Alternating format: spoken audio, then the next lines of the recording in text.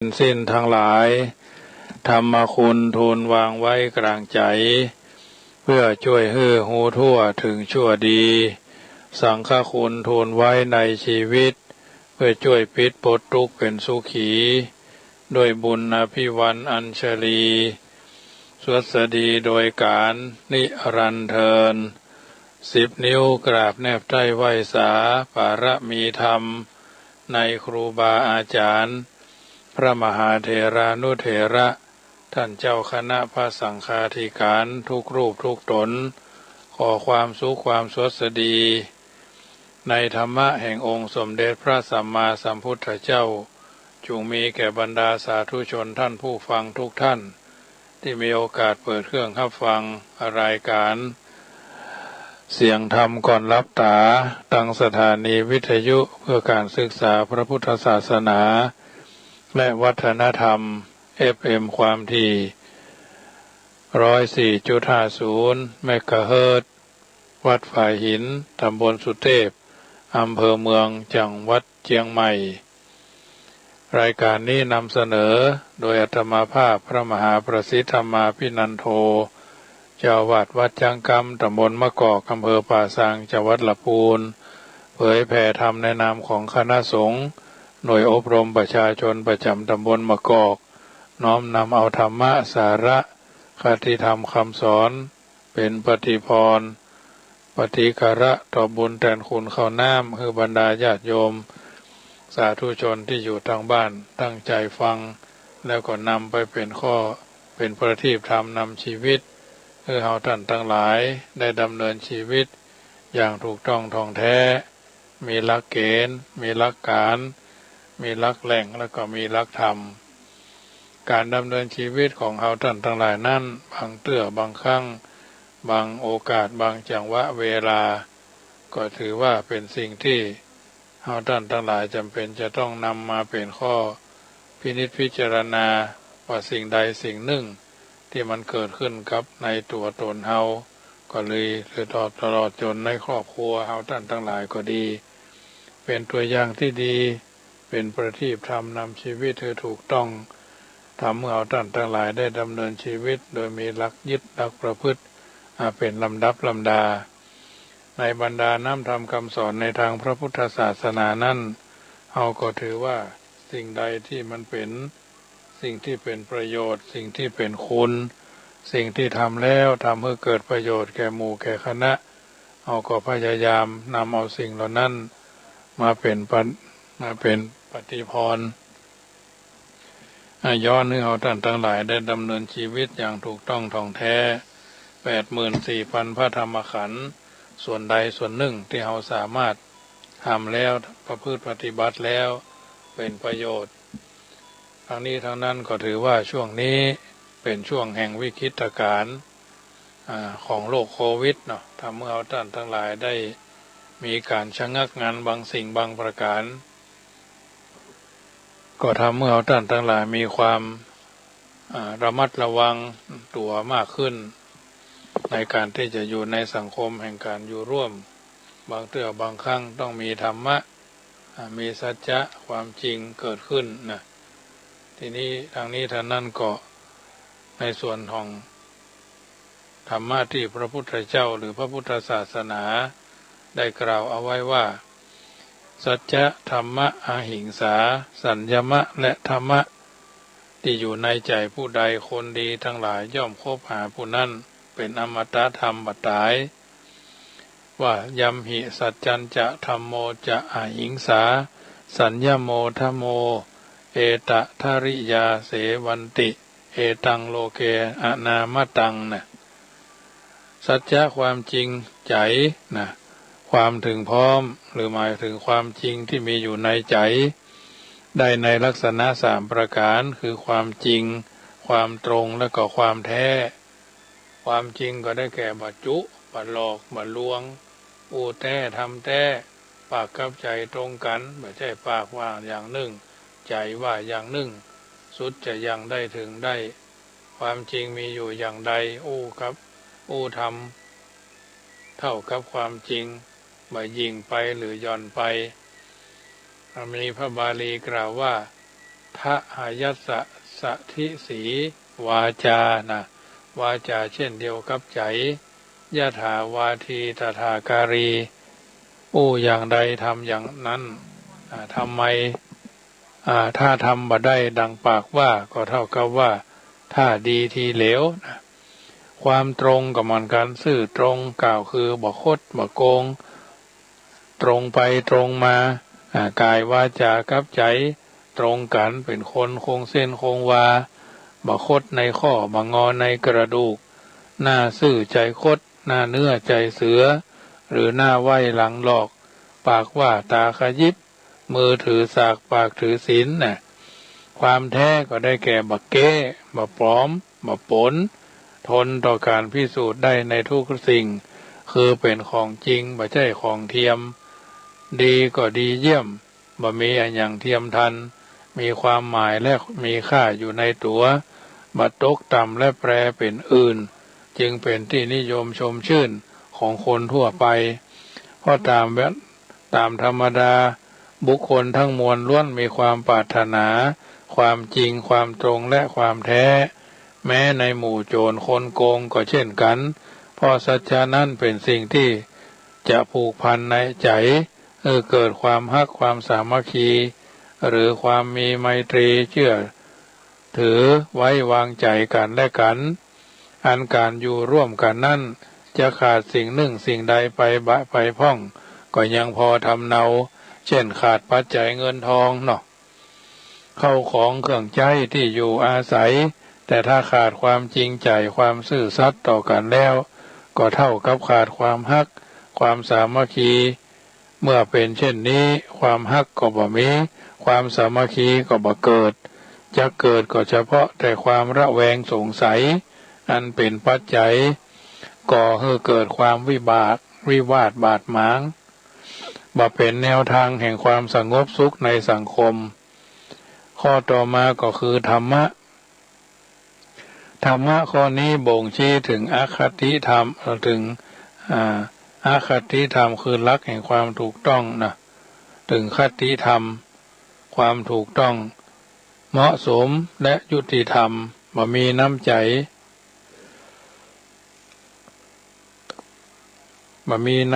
ลำเอียงยึดถือความเที่ยงความตรงเป็นที่ตั้งบ่ควรใช้อำนาจความฮักความชังความกลัวและความหลงอย่างใดอย่างหนึ่งมาโดนบันดาลเปลี่ยนผิดคือเป็นถูกผิดนักคือน้อยถูกน้อยคือถูกนักบ่มีถูกกับช่วยคือมีถูกขึ้นดังนี้เป็นต้นบุคคลผู้บ่มีอคติในการปฏิบัติกิจการเกี่ยวกับสังคมทั่วไปย่อมยึดถือความซื่อตรงตามแนวสุจริตธรรมเป็นชีวิตจิตใจย่อมเป็นที่พึ่งพาอาศัยเป็นที่ไว้วางใจไร้กังขาของมหาชนตนเองก็มีความสุขใจและมีชีวิตรุ่งโรจน์สว่างไสวเหมือนพระจันทร์ในวันข้างขึ้นเดือนเพ็ญฉะนั้นส่วนผู้ถืออคติย่อมมีผลตรงกันข้ามกล่าวคือคนบ่มีคนเคารพกราบไหว้บูชาหากแต่ว่าลดลับดับเกียรติคุณชื่อเกียรติคุณชื่อเสียงลงตามลำดับได้ในลักษณะที่ว่าตายทั้งเป็นเน่าทั้งดิบแม้คนอื่นจะบ่ฮู้บ่หันตนเองก็ย่อมรู้ย่อมเห็นกลายเป็นคนหน้าซื่ออกตรมหน้าชื่นอกตรมข่มใจมีใจอันนรกสุ่มไม่อยู่ตลอดเวลาแถมยังนึ่งคำว่าธรรมะโดยทั่วไปหมายถึงคำสอนเช่นสอนให้เว้นชั่วแล้วประพฤติดีปฏิบัติชอบประกอบใจให้มีคุณธรรมอันจะเอื้ออำนวยให้เกิดประโยชน์ทั้งแก่ตนและคนอื่นแต่เมื่อว่าโดยทางอ้อมธรรมะก็คือความถูกความดีหรือคือถูกด้วยดีด้วยเนาะตรงกันข้ามกับอธรรมซึ่งหมายถึงความผิดความเสียเมื่อจะได้อานิสงส์ผล อานิสงส์ผลธรรมและอธรรมมีผลบ่เหมือนกันดังคำบาลีว่าอะธรรมโมนิระยังเนติอาธรรมย่อมนำผู้ปฏิบัติให้ได้รับความทุกข์ความเดือดร้อนทั้งในโลกนี้และโลกหน้าธัมโมปาเปติทุกขติงส่วนธรรมะย่อมเป็นสภาพคุ้มครองรักษาผู้ประพฤติปฏิบัติตามบ่ให้เป็นคนชั่วและบ่ให้ตกไปสู่ภพภูมิที่ชั่วแม้จะมีนักข้อมากความแต่เมื่อรวมลงเป็นที่หนึ่งอันเดียวกันก็คือจิตได้แก่จิตที่รักลูกดีรักถูกรักดีหรือชอบความถูกชอบความดีเมื่อจิตฮักลูกฮักเมื่อจิตฮักถูกฮักดีประพฤติกรรมต่างๆก็ออกมาเป็นถูกเป็นดีโลกก็จะทวีคูณมากมูลไปด้วยคนดีๆและสิ่งที่ดีๆดังนั้นคนดีก็คือคนมีธรรมะคนมีธรรมะก็คือคนรักรู้รักถูกรักดีเมื่อเป็นเช่นนี้โลกก็จะมีคนดีเป็นผู้นำมีคนดีเป็นผู้ตามเมื่อผู้นำทำดีผู้ตามก็ย่อมตามดีคนดีมีอยู่ที่ไหนบอกว่าคนสถานที่และสิ่งแวดล้อมอื่นๆก็พลอยดีไปโดยต่อมาอหิงสาความบ่เบียดเบียนก็หมายถึงว่ามีน้ำใจเอิบอิ่มอยู่โดยพรหมวิหารธรรมคือเมตตาความฮักกรุณาความสงสารเอ็นดูมุทิตาความพลอยยินดีอุเบกขาความวางเฉยบ่ซ้ำเติมพรหมวิหารธรรมคือธรรมที่เป็นหลักใจของผู้รักผู้ใหญ่ผู้รักผู้ใหญ่ท่านใดว่าจะอยู่ในฐานะพ่อแม่ครูบาอาจารย์ผู้บังคับบัญชาบ่มีพรหมวิหารธรรมประจำใจยังลำเอียงหาเรื่องกลั่นแกล้งแสดงโทษผู้น้อยอยู่ดูหน้าต่ำนี้มากกว่าผู้น้อยคอยหาเรื่องผู้ใหญ่ส่วนผู้รักผู้ใหญ่ท่านใดมีพรหมวิหารมีพรหมวิหารธรรมเป็นปกติอัตยาศัยย่อมเป็นที่ประทับใจและร่มเย็นเป็นสุขแก่ผู้เข้าใกล้คบหาสมาคมเป็นดุจน้ำที่ใสสะอาดเยือกเย็นความสุขสดชื่นใจแก่ผู้พบเห็นและได้สมานกายดื่มกินแล้วเกิดความบันเทิงใจเบาวายฉะนั้นส่วนผู้มีนิสัยมักประทุษร้ายเบียดเบียนหาเรื่องกันแกล้งแสดงความผิดย่อมเป็นคนมีพยาบาทวิตกเป็นอัธยาศัยหากคนอื่นได้ดีมีความสุขก็ตรอมใจทุกข์ใจไม่อยากจะให้ไผดีเด่นกว่าตนจึงทนอยู่บ่ได้คนประเภทนี้จึงบ่มีไผอยากเข้าใกล้คบหาสมาคมชื่นชมยินดีจักมีก็แต่เสียงนินทาโพลธนาว่ากล่าวร่ำไปคนที่มีนิสัยเบียดเบียนจึงเป็นเหมือนอสรพิษคอยคิดแต่จะแว้งคบแว้งกัดตลอดเวลาประการต่อมาสัญญมะความสำรวมอันว่าความสำรวมระมัดระวังกายบ่ให้ไปแปดเปื้อนบ่ให้ไปติดต่อประสานไม่ไปให้ไปเป็นการแพร่เชื้อเนาะแพร่เชื้อโรคอย่างโรคโควิดนะระวังส่วนกายได้แก่การบ่ฆ่าการบ่ประหัตประหารบ่ลักเล็กขโมยน้อยบ่ช่อโกงวัตถุสิ่งของคนอื่นมาเป็นของตัวบ่แย่งชิงความฮักของบุคคลอื่นโดยการเบียดเบียนทางเชื้อสายประเวณีสำรวมวาจาก็ได้แก่การอู้แต่คำที่เป็นสุภาษิตและคำจริงคำแท้บ่อู้ในสิ่งที่เป็นขบวนชวนให้วิวาทบ่อู้คำสบประมาทหรือดูถูกเหยียดหยามอู้แต่ถ้อยคำที่ดีที่งามไพเราะสนอโสดเป็นประโยชน์และเป็นธรรมสมัยโลกาภิวัตน์โลกไร้พรมแดนการสื่อสารของสังคมที่นิยมที่สุดก็คือการอู้การสัมภาษณ์ประกาศโฆษณาหรือใช้วาจาโต้ตอบวาจาจึงเป็นสื่อที่สำคัญดังนั้นผู้ พูดจะต้องมีวจีสุจริตประกอบการเจรจาเหมือนอย่างที่โบราณกล่าวว่า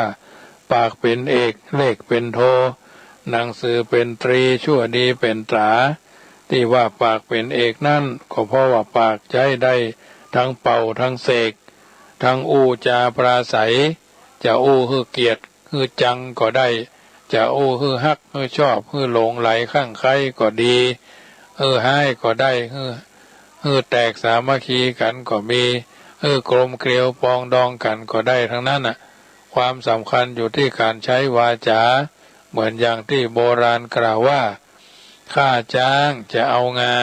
เจรจาเอาถ้อยคำฉะนั้นการสำรวมใจก็สำคัญญาติโยมสาธุชนท่านผู้ฟังทั้งหลายโมทนาโยมแม่เรนูเนอร์การสำรวมใจก็ได้แก่การระมัดระวังรักษาใจบ่ปล่อยให้ตกไปในอำนาจของอาธรรมความชั่วความบดีบ่งามอันเป็นเหตุให้เกิดความเศร้าหมองขุ่นมัวมีโลภมีโกรธมีหลงการสำรวมกายวาจาใจในระดับพื้นฐานก็คือการระมัดระวังบ่สร้างความชั่วใหม่บ่เพิ่มเติมความชั่วเก่าทั้งในที่ลับที่แจ้งความชั่วใดที่เกิดมีแล้วก็พยายามลดเลิกลามเลิกละลดละเลิกเนาะเพราะความชั่วเป็นของที่เลิกละได้บ่เหมือนวิสัยของบัณฑิตชนพูดทักตนอย่างแท้จริงส่วนผู้ขาดสัญญมะความสำรวมย่อมมีนิสัยมักง่ายย่อมกำนัดในอารมณ์เป็นที่ตั้งแห่งความกำนัดย่อมคัดเคืองในอารมณ์ที่เป็นที่ตั้งแห่งความคัดเคืองย่อมหลงไหลในอารมณ์เป็นที่ตั้งแห่งความหลงย่อมมัวเมาในอารมณ์เป็นที่ตั้งแห่งความมัวเมา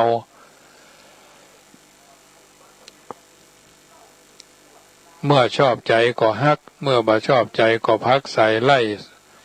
พักใส่ดุดากายวาจาจึงถูกเมาด้วยความชั่วเพราะฉะนั้นการสำรวมจึงเป็นการควบคุมอารมณ์ที่ผ่านมาทางตาทางหูทางหูดังทางลิ้นทางกายทางใจบ่ฮือหลงไหลหันผิดเป็นชอบลืมฐานะเกียรติยศชื่อเสียงความผิดความถูกปิดบังหิริโอตตัปปะเสียสิ้นบัณฑิตชนจึงสอนให้ปิดทวารโดยการปิดตาทั้งคู่ปิดหูสองข้างปิดปากเหี่ยวพ่องย่อมเป็นอยู่สบายดังนี้ข้อที่5ธรรมะก็มีลักษณะที่จะพึงกล่าวก็คือหู้จักข่มใจหู้จักฝึกใจหู้จักหยุดใจหู้จักข่มใจก็หมายถึงการหู้จักบังคับใจตัวบ่ฮือมัวเมาในโลภอยากจะได้ในทางทุจริตผิดศีลธรรมบังคับใจบ่ฮือขุ่นเคืองความพยาบาทอาฆาตจองเวรบังคับใจบ่ฮือเกิดความหลงงมงายนะงมงายทั้งหลายต่างๆหมายความว่าหู้จักเก็บอารมณ์ข่มจิตไว้บ่แสดงอาการใดๆวิปริตผิดปกติออกมานอกหน้าดังกำพังเพยว่าเก็บน้ำขุ่นไว้ข้างในเก็บน้ำใสไว้ข้างนอกการหู้จักฝึกใจนั่นหมายถึงการฝึกฝนอบรมตนปรับปรุงแก้ไขฝึกตัวฝึกใจเหมาะสมกับเพศภาวะสถานะและกาลเทศะมีสติสัมปชัญญะเข้าประคับประคองจักอู้กึดทำการใดนะไตรตรองรอบคอบด้วยเหตุด้วยผลบ่ปล่อยตัวปล่อยตนให้เป็นไปตามยถากรรมการหู้จักฝึกจิตใจและปรับปรุงแก้ไขเป็นคนเหมาะสมย่อมเป็นที่นิยมยกย่องโดยทั่วไปบ่ใช่ผิดพลาดแล้วจึงมาแก้ไขหรือแก้ตัวเพราะความผิดความชั่วนั่นบ่อาจจะลบล้างจางหายได้ดังกำพังเพยที่ว่าคนดีชอบแก้ไขคนจันไรชอบแก้ตัวนะคนดีชอบแก้ไขคนจันไรชอบแก้ตัวการกันย่อมดีกว่าการแก้ฉันใดการแก้ไขย่อมดีกว่าการแก้ตัวฉันนั้น อันการฝึกฝนอบรมตนเพื่อเป็นคนเหมาะสมทันเหตุทันการทันงานทันคนย่อมได้ชื่อว่าหูจักตนและหูจักคนอื่นและมาทำอย่างฝืนใจตนและฝึกฝืนใจคนอื่นกับทั้งจะเป็นอุบายป้องกันความชั่วร้ายเสียหายได้รอบด้านดังคำโบราณกล่าวตำนี้ไว้ว่าผู้หญิงที่น่าเกลียดก็คือผู้หญิงที่ตามใจตัวผู้ชายที่น่ากลัวก็คือผู้ชายที่ไม่เกรงใจใครนะผู้หญิงที่น่าเกลียดก็คือผู้หญิงที่ตามใจตัวผู้ชายที่น่ากลัวก็คือผู้ชายที่ไม่เกรงใจใครการหู้จักยุดใจก็หมายถึงการยับยั้งใจปล่อยใจให้ทะเลทะลำล่ำลึกไปสู่ความผิดความเสียหายเพราะการยุดใจหรือยั้งใจบ่ได้ในเรื่องความรู้สึกสำนึกผิดเหมือนการยุดใจของท่านองคุลิมานที่ต้องการจะให้พระบรมศาสดายุดเสียทีและวิ่งหนีไปไหนกันหนอพอได้ฟังพระดำรัสตรัสว่าเราหยุดแล้วเราหยุดแล้วแต่เธอยังไม่หยุดฉะนั้นการยุดใจอย่างนี้แม้จะบ่อาจเปลี่ยนจากความชั่วความผิดให้เป็นความดีความถูกต้องได้แต่ก็สามารถที่จะยุดใจเมื่อทำความชั่วความเสียหายย่อยยับเยินแถมต่อไปใจได้มีสติปัญญาประคับประคองย่อมส่องอัดส่องธรรมส่องเหตุส่องผลส่องตนส่องคนอื่นส่องผิดส่องถูกส่องดีส่องชั่วอย่างเด่นชัดเป็นจิตใจที่สงบสงัดและนำประโยชน์สุขมาให้ได้ในพุทธภาษิตว่าจิตตัสสะทะมะโถสาธุการฝึกจิตย่อมยังประโยชน์ให้สำเร็จจิตตังทันตังสุขาวะหังจิตที่ฝึกดีแล้วย่อมนำสุขมาให้ทันโตเสโตมนุษย์เสสุบรรดาคนทั้งหลายผู้ฝึกฝนตนได้แล้วเป็นผู้ประเสริฐที่สุดอันลิงข้างกลางป่าจับมามัดสารพัดสอนสั่งและสั่งสอนใจการใจงานแบบนั้นแบบนี้นี่ถือว่าเขาฝึกสัตว์ได้เขาก็น่าจะมีความละอายต่อสัตว์เพราะฉะนั้นคุณธรรมทั้ง4ทั้ง5ประการที่ได้อธิบายมานี้ก็คือสัจจะความจริงธรรมะความชอบธรรมอหิงสาความบ่เบียดเบียนสัญญมะความสำรวมใจธรรมะความฝึกใจได้ชื่อว่าเป็นอมตะธรรมธรรมที่บัดตายบัดละลายสูญหายไปจากโลกย่อมเป็นอมตะธรรมอยู่อย่างนี้เสมอไปเมื่อมีธรรมประจำใจอัตยาศัยเมื่อมีประจำในอัตยาศัยผู้ใดย่อมส่งเสริมผู้นั้นให้มีสง่าราศีองอาจทำการสิ่งใดจะอู้สิ่งใดจะคิดสิ่งใด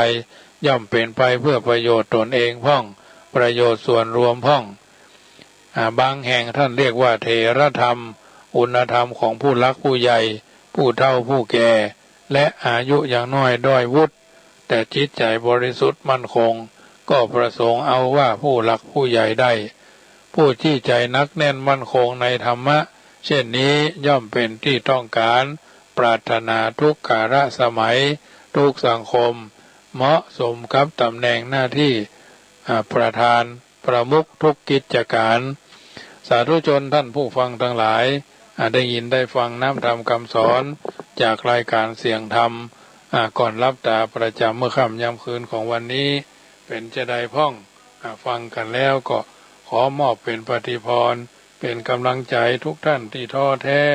ในการต่อสู้อุปสรรคขวากน้ำภาระธุระหน้าที่ที่เราได้ประพฤติปฏิบัติกิจอันใดการอันใดที่เป็นไปโดยชอบก็ขอให้ลู่โล่งโปร่งสบายอย่าได้ติดอย่าได้คัด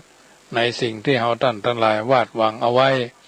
เพราะฉะนั้นถ้ามีความหวังตั้งใจเอาไว้ก็ถือว่าเป็นสิ่งที่ทุกคนเดินทางไปสู่มีเป้าหมายมีความฝันมีความหวังเหมือนกันหมดนะคนที่บ่มีความฝันบ่มีความหวังก็คือคนที่ บ่ได้เกิดหรือคนที่ตายแล้วหรือคนเป็นผีบ้าเนาะเฮาก็บ่ได้อยู่ในประเภทที่ว่านี่เฮาอยู่ในสิ่งที่ว่าสามารถยืนยันต่อสู้อุปสรรคขวากหนามบางทิ้งบางประการไปได้บ่ได้หลงมัวเมาประมาทในการทำหน้าที่ของแต่ละคนแต่ละท่านดังนั้นถือว่าทุกคนทุกท่านเป็นชาวพุทธมีพระพุทธเจ้าเป็นผู้นำมีพระสัทธรรมเป็นแผนที่มีพระอริยสงฆ์เป็นผู้ชี้มีสิ่งที่ดีที่งามเกิดขึ้นกับตัวกับตนทุกคนทุกท่านจะเดินทางก็คือเดินทางชีวิตโดยบั่นหลงมัวเมาประมาทมาปล่อยวันเวลาให้ผ่านไปบ่ได้เพิ่นว่าการดำเนินชีวิตที่เราจะควรมีก็คือสิ่งที่เราควรมีคือสติปัญญาสิ่งที่เราควรแสวงหาคือกัลยาณมิตรสิ่งที่เราควรคิดก็คือความดีงามสิ่งที่เราควรพยายามคือการศึกษาสิ่งที่เราควรเข้าหาคือนักปราชญ์ราชบัณฑิตสิ่งที่เราควรฉลาดคิดคือการเข้าสังคมสิ่งที่เราควรนิยมก็คือความซื่อสัตย์ สิ่งที่เราควรดัดสิ่งที่เราควรดัดก็คืออกุศลละมูลสิ่งที่เราควรเพิ่มพูนคือบุญกุศลสิ่งที่เราควรอดทนคือการดูหมิ่นสิ่งที่เราควรได้ยินก็คือพุทธธรรมสิ่งที่เราควรจดจำก็คือผู้มีพระคุณสิ่งที่เราควรเทิดทูนคือสถาบันพระมหากษัตริย์สิ่งที่เราควรขจัดคือความหันแก่ตัวสิ่งที่เราควรสร้างสรรค์คือสัมมาอาชีพสิ่งที่เราควรเร่งรีบคือการแทนคุณบุญบุญครูบาอาจารย์พ่อแม่ครูบาอาจารย์ชาติประเทศบ้านจองหอเฮือนเฮาสิ่งที่เราควรปฏิบัติทันทีทำวันนี้คือดีที่สุดนะเพราะฉะนั้นถือว่าทุกสิ่งทุกอย่างเพิ่นบอกว่าบางเตื้อบางครั้งนั้นมันเป็นสิ่งที่เราท่านทั้งหลายจะต้องรู้เข้าใจยอมรับและก็เข้าไปสัมผัสสิ่งต่างๆผ่านไปด้วยดีน้ำธรรมคำสอนจากรายการเสียงธรรมก่อนรับตาธรรมาภาพพระมหาประสิทธิ์ธรรมาภินันโทได้บรรยายธรรมะท่านทั้งหลายแล้วในค่ำคืนของวันศุกร์สุดท้ายของเดือนเมษา30แล้วเอาท่านทั้งหลายมองไปทางหลังเป็นเช่นใดพ้อง29วันที่ผ่านมาเป็นเช่นใดพ้องก็นำไปเป็นข้อเตือนจิตสะกิดใจเน้อเจริญพร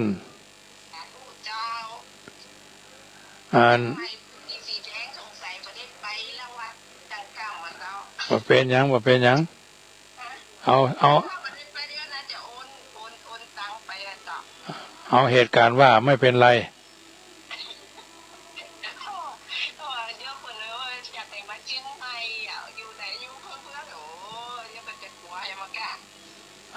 อย่างก็วันนี้แต่กี้ก็ไปสันทรายไปหดน้ำศพทุกเจ้าเพื่อนเดียวกันเนี่ยไป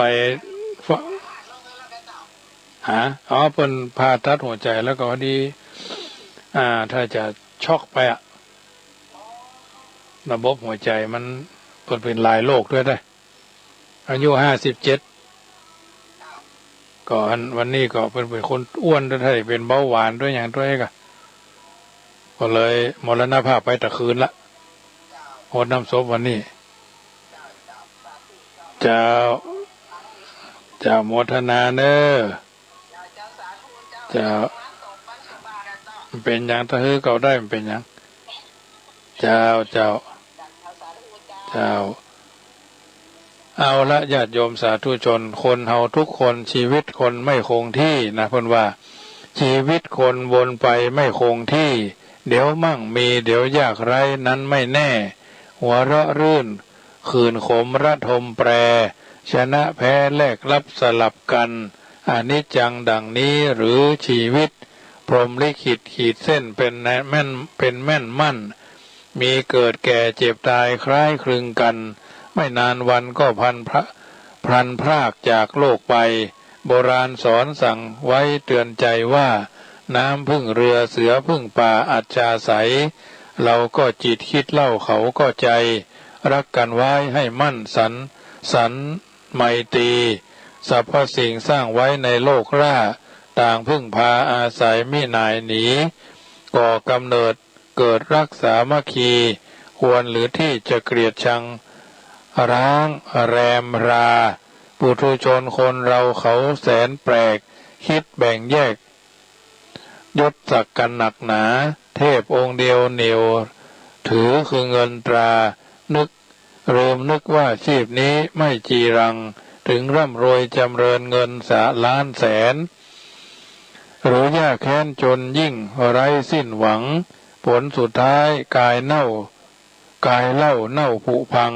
ทุกเรือนร่างหนีไม่พ้นเชิงตะกอนเพราะฉะนั้นวันนี้รายการธรรมะ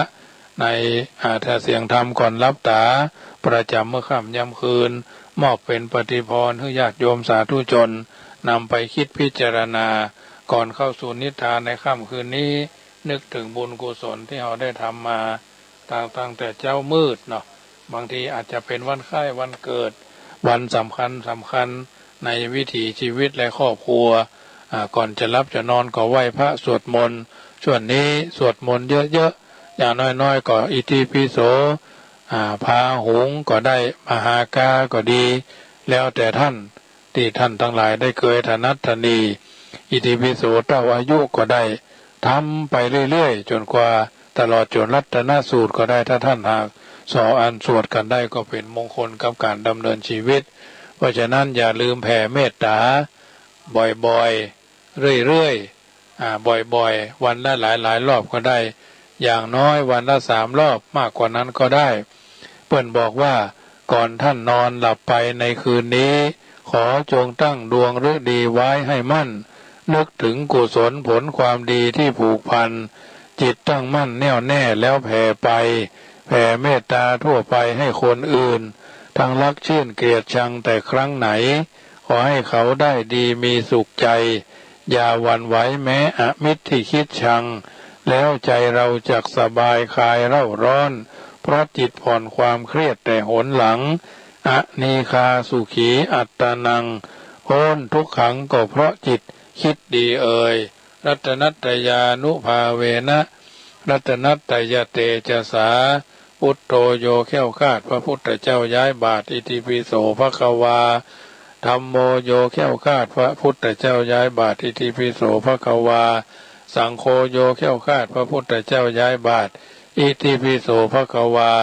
สัทธาโสถีพระวันตุโวสัพพะมงคลใดๆในโลกล้วนสวดสดี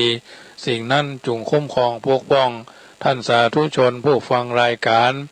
เสียงธรรมก่อนรับตาทุกคนทุกท่านจุใหญ่น้อยใจยิงนั่นจงยักมีอายุวันโนสุขังปะลังขอ